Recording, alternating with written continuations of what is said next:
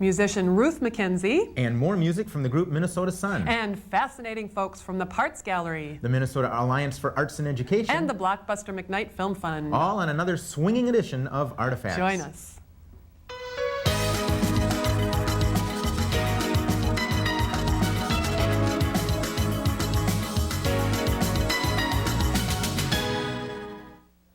Hello and welcome to the July edition of Artifacts, the show that brings the arts in Minneapolis home to you. I'm Phill Lindsay with the Minneapolis Community Development Agency. And I'm Janet Zahn with the Office of Film, Video, and Recording for the City of Minneapolis. Well, Janet, it's July in Minnesota. It is, and along with our seasonably hot weather, we've got a hot lineup of Artifacts guests, beginning with Vance Gellert, Executive Director of the Parts Gallery. Followed by Kathleen Maloney, who will give us the latest news from the Minnesota Alliance for Arts and Education. Then Phil welcomes musician Ruth McKenzie, who's working on a new show with a particularly intriguing title, Kalevala, Dream of the Salmon Maiden. And finally, Janet will be talking with Rebecca Bachman, who's the new program director for Northwest Airlines' Independence in Flight program and the Minnesota Blockbuster McKnight Film Fund for IFP North. Joining Rebecca will be Karla Eckdahl, producer of the film With or Without You, one of the Blockbuster Film Fund winners. Karla will bring you some of her keen insights into how she put the film fund to work and how the movie is progressing. Also coming up on Artifacts, a tune from the musical group Minnesota Sun, some location footage from Ruth McKenzie's show, and a clip from the dedication of the new U.S. Courthouse in downtown Minneapolis. Plus the awesome Artifacts giveaway. This month, it's the latest CD from Joe's Elevator that's titled Up and Down. You may recall that the Joe's Elevator folks were guests on last month's show, and they graciously agreed to give away this CD. Now, that's going to go to the 12th caller that leaves their name, address, and phone number on the City Cable 34 hotline. That number is 673-2234. Yes, we both know that Call, number. let us know you're watching Artifacts. Tell us you'd like the Joe's Elevator CD. And if you're the 12th caller to the hotline, you're going to be playing some fine tunes soon. Now, that being said, my first guest, Vance Gellert from the Parts Gallery, is up next, right after this from the U.S. Courthouse dedication. The first courthouse in Minnesota was erected in Washington County in 1849. The year Minnesota became a territory. Like most structures here at that time, it was a one-story wooden building of modest dimensions. By the time Minnesota was declared a state in 1858, there were 9 courthouses, and by 1900, the number had risen to 76. Throughout its history in America, the courthouse has been a multi-use structure housing a variety of related judicial and governmental functions. As such, it was and still remains often the center of the town, both architecturally and functionally. Today, we celebrate a distinguished addition to the history of the courthouse in Minnesota. This beautifully and effectively designed building that engages and complements its urban surroundings while providing the most effective new systems and technologies for the efficient operations of the courts and related activities that will support the officials as well as the members of the public who use it. Well, that was a look at Evan Maurer talking about sort of the history of courthouses here in Minnesota. And for your information, City Cable 34 will be airing their program describing the U.S. Courthouse master planning process as it related to downtown Minneapolis urban design. That'll be shown on Tuesdays at 5 p.m. throughout the month of July. And in case you're just joining us, you are watching Artifacts, the show that brings the arts in Minneapolis home to you. I'm Phill Lindsay, and my first guest is Vance Gellert. Vance, great to have you on the show. Oh, glad to be here. Now, I've actually been a fan of yours and the Parts Gallery for a while because I first became familiar with the Parts Gallery when it was around the corner on Lyndale, down near 28th. Let's just start out for those folks who might be watching the show but that don't know anything about the Parts Gallery. First of all, where is it now? Okay, we're in the basement of the Calhoun building at 711 West Lake Street. Right, essentially at Lyndale, but a couple doors down. Yeah, half a block half west a block down. on Lake. In Parts Gallery, what do you folks do? What's your mission? Okay, well, it's Parts Photographic Arts is actually our incorporated name. Okay. Because we show photography. We present and promote photography in the Midwest. And We have a programming of exhibitions, half of it's local work and half of it's national work, sometimes international shows, and lectures, workshops, family activities for the exhibitions. We publish the Parts Journal, Quarterly Journal of Photography, distributed nationally. Calendars, and we also have a library. We've just got a grant for a big computer station so we can electronically, congratulations. yeah, that was great, access electronic imagery and information. Wow. And so it's available for use by members in the community. Well, I'm a regular reader of your publication. It's good. I get a lot of lowdown on what's going on in sort of the photography field. Yeah, so it's excellent. We have an excellent editor for that, and we're real pleased how that's evolving. Now, talk a little bit about the origins of this, because if my memory serves, there aren't many organizations like the Parts Gallery. Well, we're the only photographic gallery in a large area. We don't know how far, but it's in the 5-state probably, dedicated to just photography. And we are a nonprofit, which means that we're not dependent on sales to show the kind of work that we feel is important, what's happening in photography. Right. So we try to promote the fresh things that are happening, fresh artists, take chances, things like that don't sell. What are your origins? How did you get started? Well, we took this, John Rushka and myself took this space above Hagen's Body Shop, a studio space. And there was a long room, hallway, or whatever you want to call it. It was too wide to be a hallway, too narrow to be a room. So, but you kind of passed through it into the studio, so we decided to hang artwork in there one day when we kind of opened our gallery, our studio to our friends, and put up lights and put up our photography, and this was in 1989. And it just, work has been presented in there ever since. It just became a gallery. And I think, you know, we continue to show some of our own work, but then we started showing other artists, all visual arts media. And in 1991, when the Gulf War was about to break out, we decided to do something about it by having a show of work, artists responding to these issues. And we called it Artists Respond to War. We started about mid-January, just as the bombing started, and in 3 weeks' time, we acquired 120 pieces of artwork by 80 artists and opened it February 14th. It was an incredible show, but it sort of drove home the mission for the gallery. This is what we're about. This is what a gallery is about. It gives voice to a community of artists that have observations on society's issues and problems. Well, and voice good and things. timeliness, it sounds like. Well, we try to maintain that flexibility. When we first started, we were extremely flexible. You know, whatever happened, there was no money. What comes in the door. We did what we could, and. Of course, you know, now that we've moved away from the body shop, I should add that gave us our name, Parts. Because we shared the second floor with all those car parts we had in back there, that greasy mess that we... Well, now, Vance, that was on Lyndale down near 28th Street, right. Hagen's there. Yeah. You actually brought some slides to kind of show us the move, as it were. Do you want to just walk us through some of these images I'd love here? to. Because it's very interesting what you folks have done. First of all, let me just show you, this is the slide of the original space. This is Joanne Verberg's show, Gym Times 10. We hung 311 images in there. I always liked the space above the body shop. The problem was, it was above a body shop. We had the, you know, paint fumes, all dust, the noise. ambience of that, Yeah, the ambience, right. Yeah. I mean, our motto was, you can't fail above a body shop. Because, you know, the expectations were so low. You walk up the stairs, there can't be anything here. You walk in, whoa, look at this. This is incredible.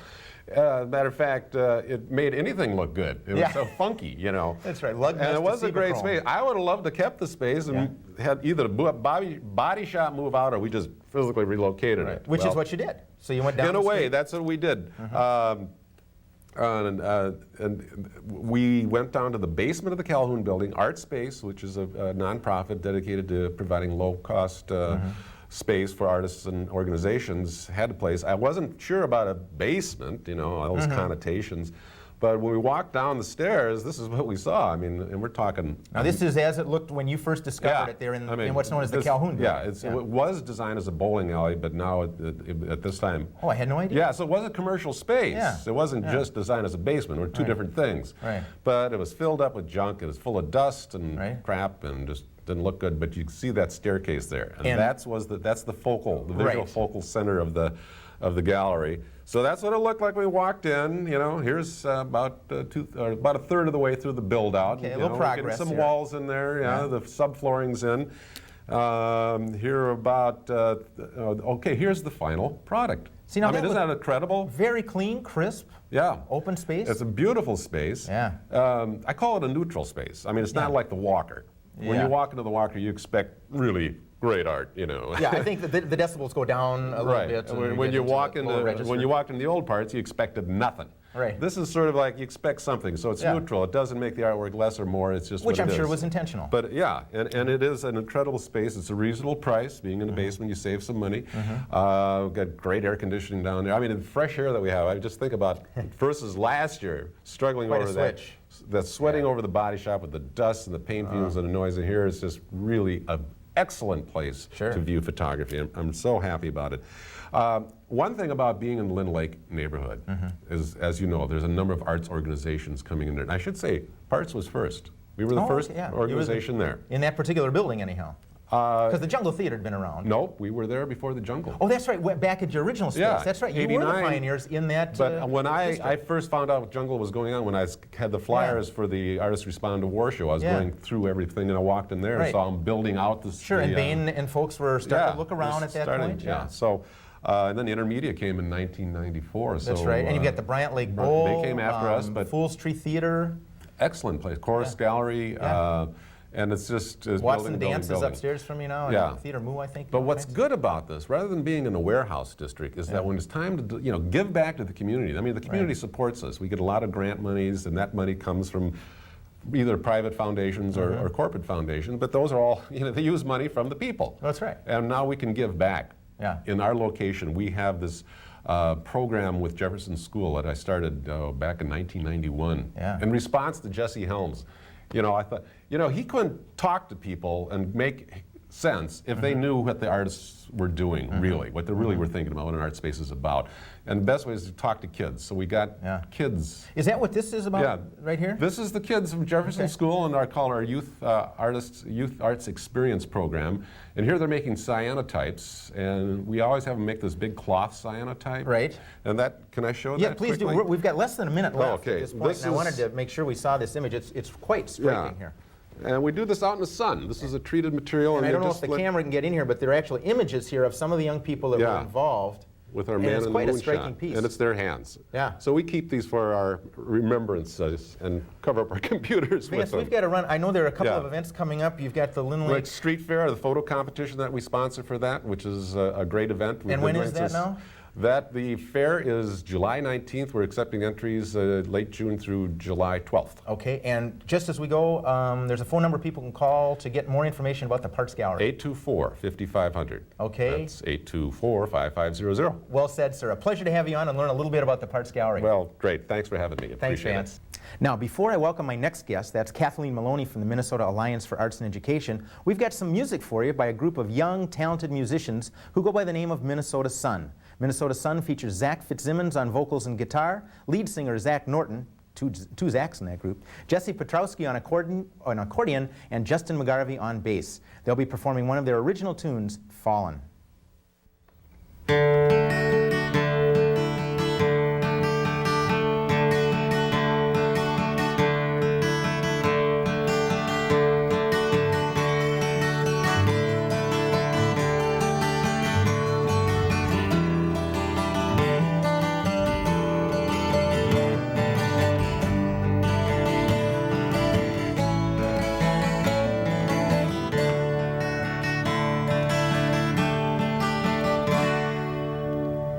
He jumps out of his lonely tower to catch his unwanted love falling down hard this time. He hits the ground. The girl he loved, she loved another. The second he loved, she loved his brother. He cried, what am I, some kind of joke? He planned to go and disappear for a year. After he fell in love, he thought that he could just leave.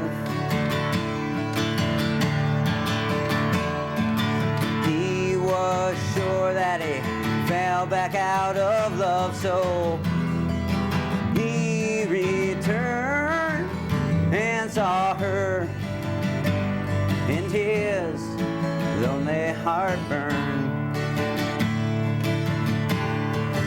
Then he said, hello, I know it's been a while since I've danced through your thoughts, but it's good to see you again.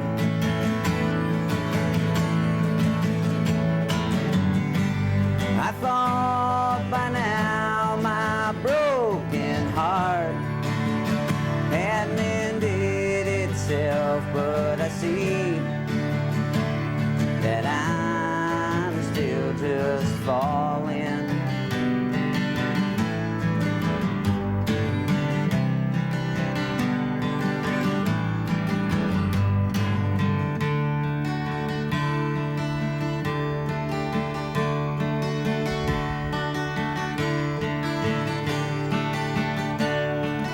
Like glass shattered in pieces next to his pride, on the floor laid his love. He left it and walked towards the door. He turned around and looked down towards the tile, saw his gift to her laying there on the ground, then his eyes raised to hers. There was no sound. Then he said, I know you never meant for me to be hurt this way and to keep these feelings within.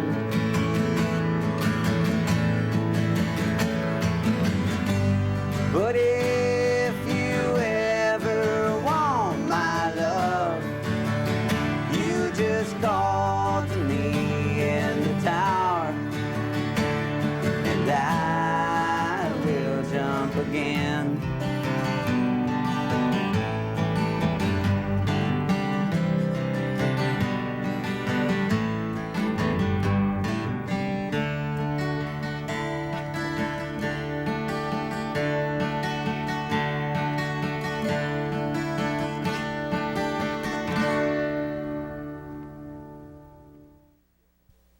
And we thank Minnesota Sun for coming into the studio today. If those of you who are watching want more information on that band, you can call the City Cable 34 hotline at 673-2234. We'll hook you up with them. Now, my next guest is actually an old friend and a colleague who has a relatively new job, I think last couple months or so, Kathleen Maloney. It's a pleasure to have you on the show. To see you. And the organization that you're heading up is the Minnesota Alliance for Arts in Education. Correct. Now, we often try and talk about arts education here on the show because we care a lot about it. But for folks who maybe are watching, aren't familiar with the organization, let's just start with basics. The MAAE, as I call it, what's your mission? What do you guys do? Our mission is to advocate for arts in the schools, K through 12, kindergarten through 12th grade, and we are part of a network of alliances that is a national and affiliated with the Kennedy Center for the Arts. There are 46 alliances throughout the United States, and we're one of the bigger, more active alliances. Each one has a little bit different mission. Ours is focused primarily on arts in the schools, discipline-based and or integrated into the curriculum. And we work closely with parents, with community members, with teachers, with administrators, principals throughout the state of Minnesota to helping them to advocate for and to plan and incorporate arts in the schools. And we, our mission is ideally that we would have all the arts for all the kids, so that children in kindergarten through 12th grade would have access to quality education and in production and interpretation and understanding of the arts in all art forms, music, dance, media arts, creative writing, you name it, all of those art forms. Well, as laudable as that is, that sounds like a very big mission. It's huge. It's It is huge. huge. Yeah, that is good. Now, I should give a little disclaimer. I've formerly served on the board, so in some senses this is a partisan interview here, but it is something that we care a lot about on this. Now, there are a lot of issues that are involved with this. You talked about, I want to talk later maybe about parents and the importance of their involvement with their kids, but you raised a couple of things right off the bat, and that is that the value of arts in education is not only for art's sake, but also it helps the students with their other curricular goals. Exactly, yeah. And there's a lot of things that are to be gained from arts education. If it's discipline-based and a student might learn, say in high school, and they have a dance class, and they might learn to excel at being a dancer, being a choreographer. But there are other things that one learns from an art form. Perhaps a student who's taking dance class is not aspiring to be a dancer, but they learn. There are things that they get from that sort of experience of learning. It's a different kind of learning. It's kinesthetic when you're talking about dance. Some kids flourish better when they have different imaginative kinds of opportunities for learning. Music is the same way. Visual art is the same way. It's an entree and a way for students to sort of use different parts of their mind, and it can be complementary to the other subjects. It can be a way for a teacher to introduce another subject or to enrich another subject, or it can be studied in and of for itself for its intrinsic value as an art form. Well, and also any of the collaborative art forms obviously teach teamwork, because a play doesn't go on with one star and everybody else muddling through. You've got to work together. Yeah, teamwork, discipline, how to discern what you're looking at oftentimes is a very valuable outcome of visual art. Is students who are painting something or drawing something or doing something, they're learning about pattern, they're learning about things that complement mathematics, about things that complement science. And this then is useful for the broader sort of business community, because what they're going to get then are students, graduates, who have at least the ability to think out of the box, as they say in today's cliche. Yeah, so, that's one, and when we're working with communities and districts where they're trying to make a case for arts education, what we tell them is, pull out the argument that makes sense for your community. And if you have, a strong business community, and say there's a corporation there and they're looking for employees that have this ability to think out of the box, and that's what you want to emphasize. Make sure that they know that that's what arts education can do. Well, and you mentioned working with communities, and at last count, and I'm probably behind the times here, but the Alliance manages a program called CAP. And the last figure I saw, you've been in some 160, 161? It's close to 180. 180 approaching the school 200 mark, yes. In Minnesota, which is what, about half, I'm going to guess. Yeah. Since 1983, we worked, it's been in various sort of versions, but we worked cooperatively with the Minnesota Center for Arts Education, which is a state agency, in coordinating and managing a project called CAP, which stands for Comprehensive Arts Planning Program.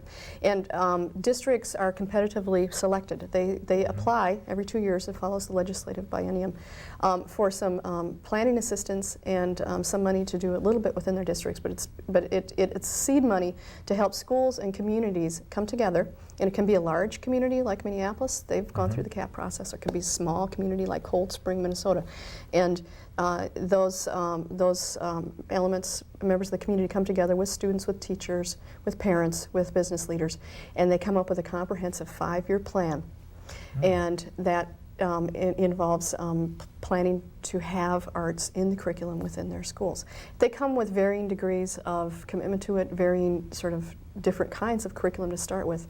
They go through a 5-year plan, and a requirement is that they go to their school board and they have that adopted. And so we've got 180 some alums of districts in that program. We've got another 20 that'll be selected and announced shortly as soon as the K through 12 funding bill goes through. Well, now that raises a couple of discussions. One, part of your job then has to do with talking with legislators. Yes. I mean, in other words, you have a goal of continuing that.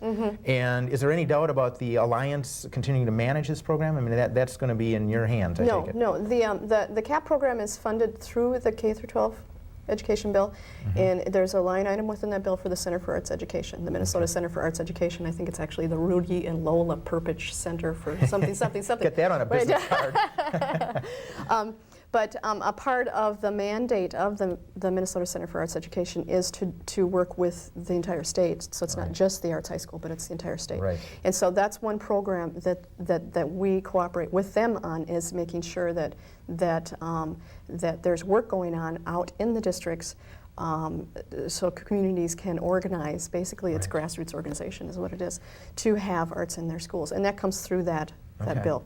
And the money that goes to the districts to help them to plan it, and then the money to administer it comes through that bill. Well, and the other thing that led me to think too, besides getting over to the state capitol, is you're probably on the road a lot in Minnesota. Yeah, since I started the job 3 months ago, and school was about to get out, so I sort of hit the road. I actually got a new used car because my old one wouldn't make it, and drove to 10 different communities, just trying to make some contact with those CAP committees and those teachers and those principals before school got out, so I could just get to know them a little bit. And it's thrilling. It's wonderful. I love to go and see what they're doing, and you know, and. The reality of what districts are dealing with is very sobering to see, and those competing programs. I mean, they're not programs, but competing mandates, things that they must deal with in each district and in each building. It's very, very difficult not to let the arts become marginalized. Right. And so there's some great things going out there where teachers and parents and community and principals have come together and said, well, we touched on that earlier on about parental involvement. Is this sort of a new thrust for the Alliance to really push on the parent side of this? Because of a lot of what really happens, you know, there's what happens on the statewide level that has to do with funding, and it has to do with statewide testing and you know, the profile of learning and other things that includes the arts. And that happens sort of on one level. But each individual district and each individual school board has a tremendous amount of latitude in how they're going to deal with that within their district. So you find a lot of variation in schools on what they have for arts education. There are some school districts where there are no art specialists, which means at the elementary level, classroom teachers only are teaching art class. And they may do a fine job at it, but they might not feel qualified to do that, and they maybe didn't have training in it. So they'd like to have art specialists, but the district has chosen to put emphasis here. And then there are other places where they have a fantastic arts program and wonderful facilities. And that's been something that the parents in those communities have influenced their school board to say this is important to us. And largely it's up to them. And it's largely up to them. So what comes down from the state level in terms of the dollars to spend, you know, they have to decide what they're going to put that into and what's a priority. And then in terms of how they're going to apply the rules, the graduation rule, and how they're going to meet that. Right. Kathy, we've got less than a moment left. Oh. You were nice enough to bring an image here about one of your own programs. Yeah, we have a public awareness campaign that we sort of have kind of rolled out slightly, but we're going to get ready in this fall to do this big time. We'll be going across the street with this. It's called Cross Train Your Brain, Build Your Creative Muscle. And I'm going to give you this button, and I'll hold this up. Sounds good. And while you're holding that, as we go, there's a phone number, a general number people can call if they want more information on the Minnesota Alliance for Arts and Education. You can call 292-3392, and if somebody doesn't answer the phone, leave a message, and when I get in, I'll call you back. All right, from your travels. Yes. Kathy, it's great to have you on the show. You. Thanks for telling us all about it. Now, remember, you can win this free CD by Joe's Elevator by being the 12th caller to the City Cable 34 hotline. That number is 673-2234. Just leave your name, your address, and your phone number on the answering machine, and Up and Down could be yours. Now, my next guest, Ruth McKenzie, will be right up after this quick look at an early rehearsal for her latest show, Kalevala, Dream of the Salmon Maiden.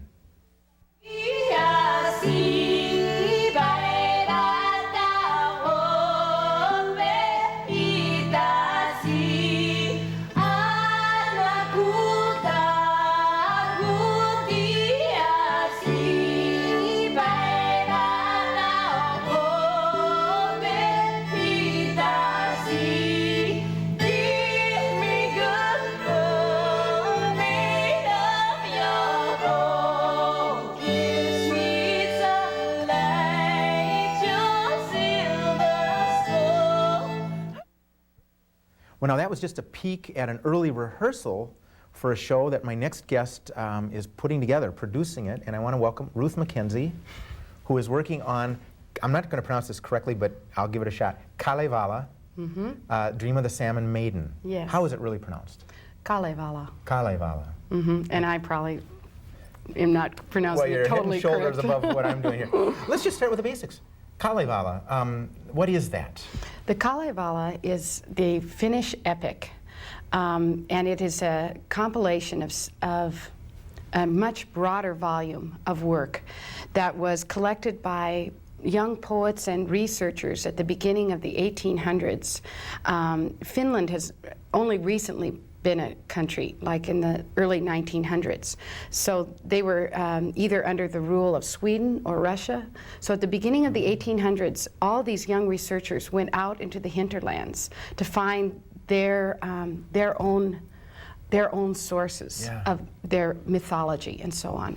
And because Finland is so remote, that Christianity hadn't been able to travel into these far-reaching places, and so they actually were collecting stories that were pre-Christian. Right. And the Kalevala is the compilation of some of these stories that was put together by Elias Lönnrot.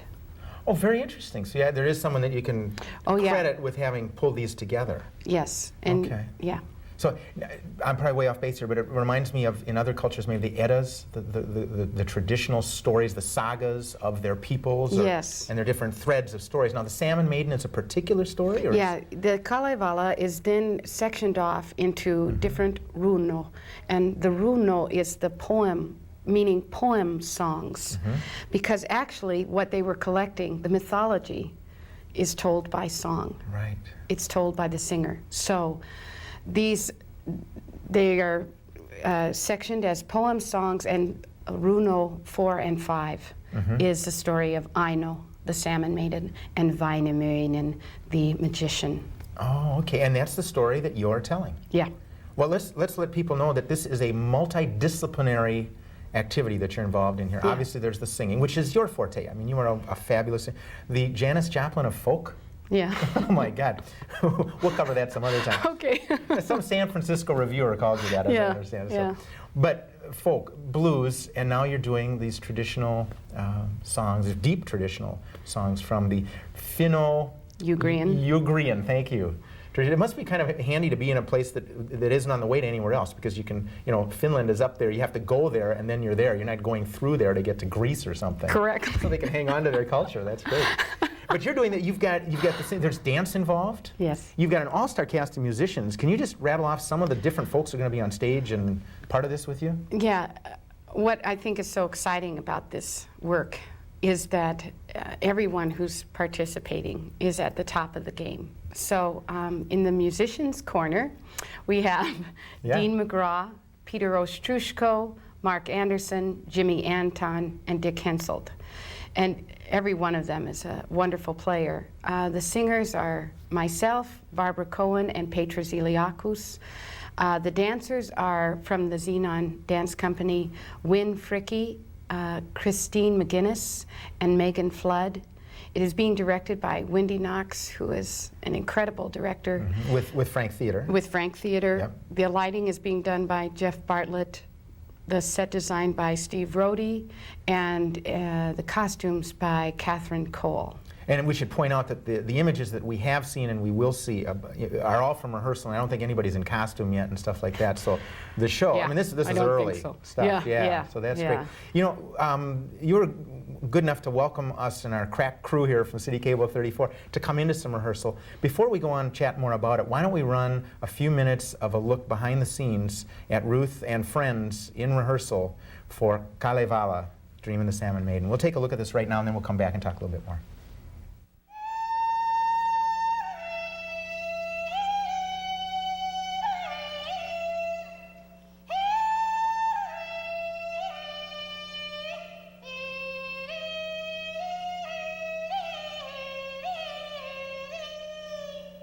Then she tore off all her jewelry, cross from breast and rings from fingers, beaded necklace from her throat, and red ribbons from her hair. Left them on the earth for earth. Left them on the earth for earth. Left them on the earth for earth. Left them on the earth for earth. For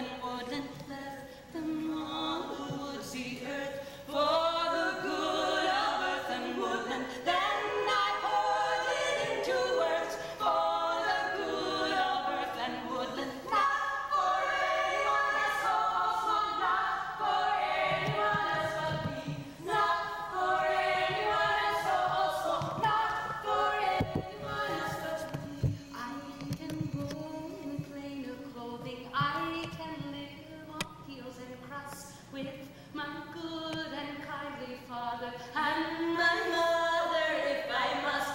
I can go in plainer clothing, I can live on heels and cross with my good and kindly father, and my mother, if I must. Not for anyone else, oh, smoke, not for anyone else but me. Okay, 3, 4.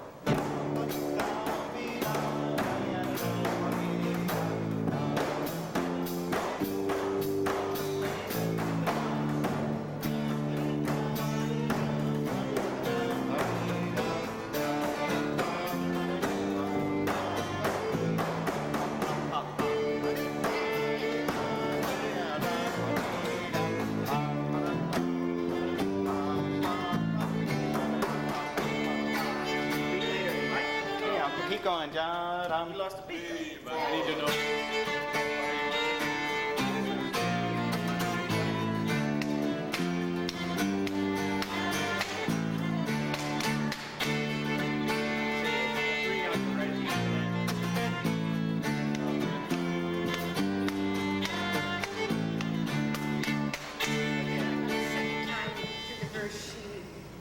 Then allow some lower notes to come in, and then when she, so that there's a sense of it going from a shimmering kind of thing into a medium range on that second verse, so that there's some kind of, because to me what's happening right now is nothing happens until we get gotten through the first chorus and we're into the first instrumental. Do you perceive it that way? Yeah. The long wash, the first time through on a cool tar is Because to me, the wash could even die out. It's too late. Like if it were, what's the first? Long, long ago in my girl. Could almost have a cappella sound to it. Just like so that first time through could like just be one hit and just let it die out until we're at, until she sings, maybe even through the first verse there. I would suggest probably don't base it off this guitar with reverb. With my other reverb, it's Yes. real long. Yes. And then I wouldn't even come in until the second time Yeah. through the chorus. So that it has some kind of movement. Okay, great. Well, having seen that and having been over to the Southern Theater just to listen for a few moments while our crew was in, it's just fascinating. I mean, it's real upbeat, at least the part I saw. Now, how does the story progress? I mean, without giving away everything, but where does the story go? I mean, is this a tragic story? Is this a happy story? Or how does I don't know if I'd call it either one of those things. Yeah. I think it's a story that talks about taking something that fate has given you and turning it into a blessing. And that's what I think the story is It almost about. sounds heroic then, in that sense. It is. It's the hero's story, but it's told from a woman's perspective. Yeah. What is when I think of salmon, I'm thinking the Pacific Northwest on this continent. Is or was salmon key to the culture up there? Salmon, is it key? I don't know if I can answer that question exactly. I mean, salmon, you always eat salmon in Finland, and it's always prepared beautifully. And so, you know, it's part of their... So it's a prevalent part of the, right. of the culture. Yeah. There's a lot of animals that I think are thought of, I think, more in a religious term, like the bear is a very powerful animal figure in Finnish mythology. But I think the salmon, what I think it's talking about is coming into one's intuition, the depth of coming into the ocean and finding a place that's even, that is not head or not emotion, but your instinct. Right. Coming into A the real place center. of instinct, yes. Yeah. In fact, that leads me to think the image on your poster. You want to just hold that up because Sure. it, to some extent, in my mind, anyhow, it captures that a little bit. It's a nice That's what picture. I was trying for. Yeah. And now I noticed also the credit there. I mean, even the person that took the photo, Ann Marsden, is well known and respected in her field. I mean, you've just pulled out all the stops. Ann Marsden, and also I should mention that Linda Bove is, this was done by not only the photography, but computer. Oh, no kidding. Well, that's very interesting. Yeah, so Linda Bove did the computer work on it. Now, one thing we haven't mentioned is the exact dates. When is this running? It runs from July 10 to July 20 at the Southern Theater, and it goes from Thursday through Sunday each weekend. And as I recall, it's only, what, 8, 9 performances? It's only 8 performances. Right. And so for this kind of a thing, people ought to call up, get those reservations, and get in there. Yep. Yeah, don't plan on just showing up and finding that extra seat. I don't think. Oh, by the way, there is a phone number for the Southern Theater. Yes. Maybe you can rattle that off. It's 340-1725. Okay, so if people want to call in, that's the reservation line, I assume, or Yes, they can find out a little bit more. What the number again? 340-1725. That's great. Now we've got a couple moments left here. I wanted to ask, something like this doesn't just happen. You've been working on this, I think you said 3 or 4 years, in one way or another. Do you want to just give us a real brief outline on how you came to this? What was involved with creating Well, I something? was performing in Scandinavia with my group Trova, and we were in Finland, and I happened to hear a concert by which they were demonstrating some of these vocal sounds, and I just wanted to see if I could do it. Yeah. And so I went and studied the next year, and then when I started understanding the tradition better, what I really wanted to do, the tradition is to be a creator as well as someone who holds the tradition solidly. So with that in mind, I have tried to bring my own artistic merit to it, and so have created songs that are to be sung in English as well as integrating Finnish, so that people can hear the poetry, how beautiful the poetry of this work is. There was one piece that I pulled out where Aino was talking about having made this transformation into a salmon, and one of the lines in the Kalevala is, "I was once swimming on the surface, but now I'm not." And I think when I read that, I was like, this is a song. I was once swimming on the surface, but now I live in my instinct, I think is what she's talking about. And then she describes having a place. She takes this place where she made her transformation and says, don't use this water here for just anything. Don't use it to mix bread dough. Don't use it to water your horses. This is the place where a sacred thing is transpired, so keep it sacred. And I really love that song. And that was part of the inspiration. Yeah. That's great. Ruth, we're out of time. Thank you for previewing Kalevala. I hope I'm close. You're very close. Thanks. Now, coming up next, Rebecca Bachman and Karla Eckdahl are here to talk with Janet about the Minnesota Blockbuster McKnight Film Fund right after this final rehearsal clip from Kalevala, Dream of the Salmon Maiden. What are you fighting for? Poor girl. My sad daughter and so young. There's trouble enough now for weeping, cause enough now for complaining. I've forgotten all happiness. I've forgotten all my songs. And that was a great interview with Ruth McKenzie. Thank you, Phil. And now we are back here with two very interesting folks that have some interesting things to talk about. We have Rebecca Bachman, who is the program director for 2 programs at the Independent Feature Project North. And those 2 programs are? The Minnesota Blockbuster McKnight Film Fund. I made you say it. Tongue twister. And the Northwest Airlines Independence in Flight. And Karla Eckdahl is also with us. She is executive producer of a film that was just shot in Minnesota this spring called With or Without You. That's right. And this film was a recipient of the Blockbuster Film Fund, so we'll be able to talk a little bit about that. Thanks for coming, both of you. Thank you. Before we talk, we want to really spend our time on the Blockbuster, but I do want to have people get a little explanation about what Independence in Flight is. Well, Independence in Flight is a program that's sponsored by Northwest Airlines, and they're working with the organization that I work for, which is Independent Feature Project North. And I have been hired to curate independent films to be shown on Northwest Airlines international flights in first and business class. What an opportunity. Yeah, it's a really great opportunity for filmmakers, definitely. If people want to know more about that, they can call the Independent Feature Project. That's right, and the number is 338-0871. Great. Well, thanks for that brief update on what that is, but now on to the Blockbuster. I would like to get your perspective on this, Karla, a little bit, because you were around when this whole idea came to be. You were president of the Minnesota Film Board. What was the impetus for this? Why do we have a Minnesota Blockbuster McKnight Film Fund in our state? It's unique. It is very unique. It's unique in the country, and I think really the model for it probably is in Canada. The impetus was that we have tremendous talent in Minnesota in the film industry, and we have proven that with all the Hollywood films that have come to Minnesota. And as you know very well, Janet, we've had tremendous success in the last 5 years bringing Hollywood to Minnesota and making their films, but then they leave.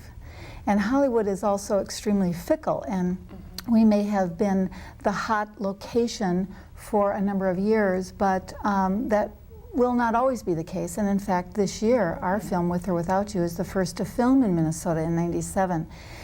We wanted to be more than Hollywood's back lot. We want to have a homegrown Minnesota film industry where people can live and work in the film industry and stay in Minnesota. At the same time, the Minnesota Film Board was dreaming about that. Mike Sweeney, who was the head of the Blockbuster franchise in Minnesota, came to the film board and said, I want to make a contribution to the film industry here. And we said, have we got a deal for you? And the two of us came together. Sweeney gave, and Blockbuster gave $250,000 to the Minnesota Film Board. The McKnight Foundation added $150,000. The idea was to surface filmmakers in Minnesota. It was a grant program. We would give grants to filmmakers. They would pay that grant back on the first day of principal photography. And we are about to enter into the third year of those grants. The first year was, the grants were given in November 1995. There was a very prestigious panel of judges from Hollywood, from New York, from the Sundance Institute, and they reviewed the applicants. And in that first year, there were 70 applicants, and there were 4 winners. Yeah. Tell me how this, now this is not a production grant. It doesn't work so that you can use this to make your film. You use this money in other ways. Why don't you tell us a little bit about that? Yeah, what makes it unique is that it's a fund for development purposes only. There are many grant programs for production in this country, but this is the only program for development. And so how do people use the money? What do you mean when you say they can use it in any number of ways. They can use it for further development of their script. So they could, put money into, making multiple copies of their script at Kinko's or buying a laptop computer to do rewrites. They can use the money to fly out to LA or New York to meet with industry professionals, to cast talent. There are many ways that they could use the money. Karla, how did you use, in the making of With or Without You, you had this grant to work with because your director, Wendell John Anderson, received the grant. How did you use this in your particular production? And actually, we did not use it. My partner, Francis Wilkinson, and I, and our company, Mount Curve Productions, are the executive producers. Wendell received the grant. Right, okay. And Wendell used it to buy him some time to do rewrites. He did go to LA. He actually, at our suggestion, went to LA to look for a producer. I mean, if he could have perhaps gotten a Hollywood producer, he might have. But what Hollywood said to him is, nice script, we would like it, we'd be interested in buying it. No, we would not let you direct. You've never directed a feature-length film before. Or we will buy it and we will put it on the shelf, and maybe when you become famous, we will take it off that shelf and make your second film, and this would be your second film. And Wendell wasn't interested in that. But he really used the money, actually, I think even to live off of, because he'd spent 2 years before that writing without really earning an income. I wanted to say, I think really with the Blockbuster McKnight Award, the money is really the least of it. What the filmmakers who win the award get is access to incredible resources in LA. First of all, it gives them kind of a cachet. It gives them a leg up on all the millions of aspiring people that there are in the film industry. We have a very wonderful steering committee for Blockbuster, Yes. and those people have agreed to meet with the winners of the Blockbuster McKnight Award and really lend them their expertise, perhaps open a door for them. But they're people like Jordan Kerner, who produced Fried Green Tomatoes and The Mighty Ducks, who these young filmmakers would never have access to under normal circumstances. Right. So I think they each agree to spend at least a day with them, or maybe it's even a week. I don't remember, but it's a good amount of time. In theory, the steering committee members are supposed to give some time to our award winners. Well, and that's the whole idea, that the whole idea of connecting and with the resources that you need in order to have some place to go with your film once you make it. Right. Right. Exactly. And that's the idea, is to have a film that gets distributed so that, again, the industry is built up, correct? Right. Tell me about the process, the application process. It's quite extensive. It's not an easy process. That's right. The applicants submit a pretty lengthy application packet, and this year the application deadline is July 15th, which I wanted to mention because we had moved it back. It used to be May 15th. After that, we, in the office at IFP North, look over the applications to make sure applications are complete. The completed packages are then submitted to a local panel. The local panel looks over the applicants' applications and picks the top 10, which then are approved by the Blockbuster Executive Committee or disapproved, whichever. And from there, a national panel looks over the top 10. And you award 3 to 4 grants every year? Depends. It's been 4 the last 2 years.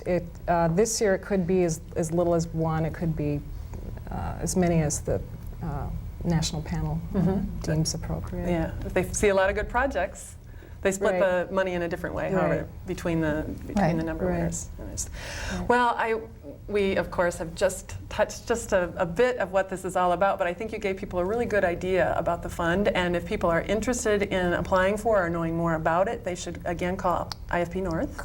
Call IFP North. Once again, the number is 338-0871. You've still got about 3 weeks left to get your application in, and I'll be available to consult with people. Yeah, and even if, again, if it doesn't happen, they don't have enough time to pull this together this year, certainly again, the longer you give to the process, the better your application will be. Right. So, great, thank you. Karla, I'm so excited about your film, With or Without You. We get to show people a clip.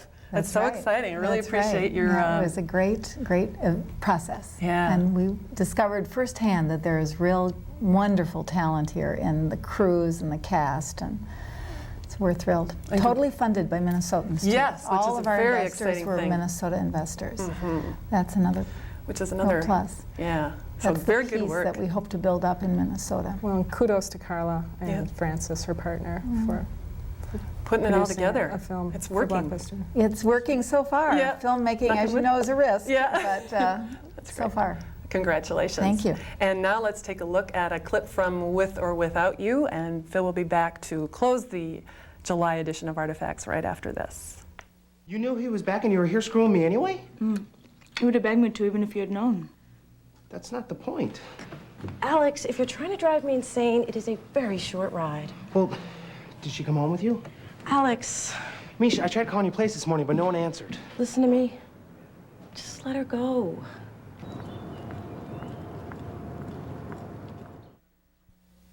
Well, another eclectic show. Indeed. A lot of fun. Always learning something. That McKnight Blockbuster Film Fund. Yes. The film It's a work great we're doing. program. That is Really good a stuff. great program. Yeah. Well, at this point in the show, sometimes we just chat about little newsy things we've heard about, and there's some big news that the Minnesota Opera announced. They announced that Minneapolis will be the site for Opera America's 1998 annual conference, and what that means, that'll be next year obviously, 700 opera professionals from over 100 companies from around the world will be here in April of next year, so that's kind of big news. Very exciting. Yeah, if you're into opera, you might want to pay attention That to would that. be the deal. Yeah. Also, we want to mention, in case you didn't notice when we had Minnesota Sun on. Yeah, that great quartet. Yeah. Yeah. The accordion player. wasn't able to be here today for the taping. So, Yeah. Jesse Petrowski, wherever you are, we love you. Yeah, and We missed you. keep pushing them buttons, because I love the accordion. That's pretty darn good stuff. Yeah. By the way, speaking of that, Yes? if anybody that's watching Artifacts has any ideas for guest segments, stories we might want to cover, give us a call at the hotline, 673-2234. Also, take it into account. That hotline number for winning this Joe's Elevator Up and Down CD, you'd be the 12th caller. Leave a message with us that you want to win this. Leave your name and your number, because we have to get back to you. 673-2234. That's it. So, thank you for watching Artifacts. I'm Phill Lindsay. I'm Janet Zahn, and we'll see you again next time. Take care.